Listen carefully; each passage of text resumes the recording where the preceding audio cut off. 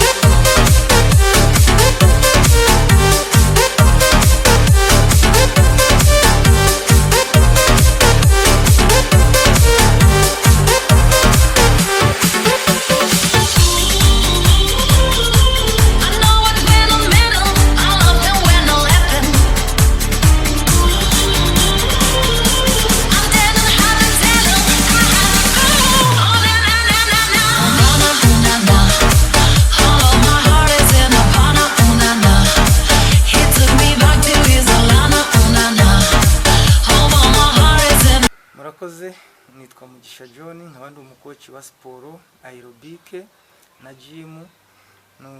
Twakoreshaga siporo mu masare, nkaba mfite sare y'Inyamirambo, nkakorana hano kuri stade. Ni ukuvuga ngo muri iyi minsi turi mu rugo siporo iri nk'ihagaze, kuko siporo ni y'umuntu umwe ku giti cy'ubu ngubu, nta siporo rusange zikiriho. Ariko mu buryo bwo kugira ngo abasportifu batabura icyo gukora bari mu rugo nk'uko turi mu rugo, twagerageje gushaka icyabamara irungu kugira ngo njye nkora siporo, nkora exercise nzibereka kugira ngo bazikurikirane. Nafunguye urubuga rero kuko badukangura kugira ngo dukoreshe n'ikoranabuhanga. Nafunguye urubuga channel ya YouTube yitwa Mugisha Pass Fitness Club, Pass Fitness.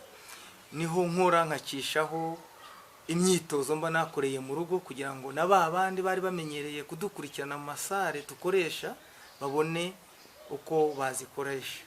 Kuko mu rugo harimo udukoresho twangombwa umuntu aba afite mu rugo nk'umusportif.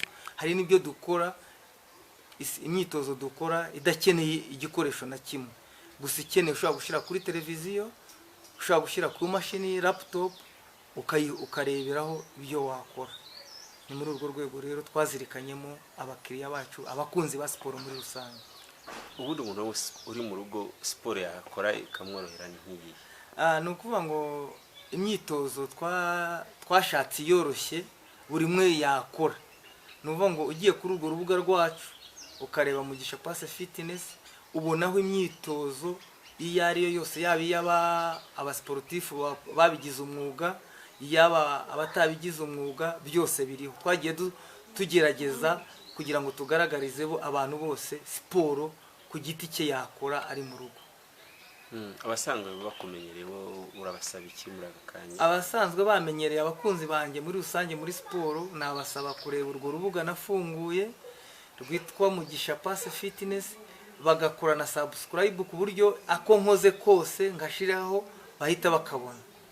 Ni ukuvuga rero nicyo nabateganyirize, kandi mbizeza ko ibi nibirangira tuzongera tugahura bisanzwe. Nyuma wenda guma mu rugo nirangira cyane ariko bya siporo byongeye kwemerwa, ese iyo channel yawe ya YouTube izakomeza cyangwa se izahita ihagarira aho ngaho? Ubu ni ukuvuga ngo ntabwo twavuga ngo izahagarara, ahubwo ubu ni umushinga twatangiye na ziriya classe na ya myitozo twakoreshaga muri sale, tuzaya tuyifata tuyishireho n'umuntu uyishaka igihe runaka kwereka n'umwana we ko yakoraga siporo ayihasanga, kuko ruriya rubuga ni urubuga mpuzamahanga, nta kintu kijyaho ngo kibure. Ni ukuvuga rero muri urwo rwego izagumaho, tuzajya dushyiraho, kuko hari imyitozo dukora muri rusange muri sale, ariko hari n'imyitozo tuzadushyiraho y'umuntu ku giti cye, uyishaka akayibona akayihasanga. He took me back to his Alana, oh, na, na. Hold on, my heart is in Havana.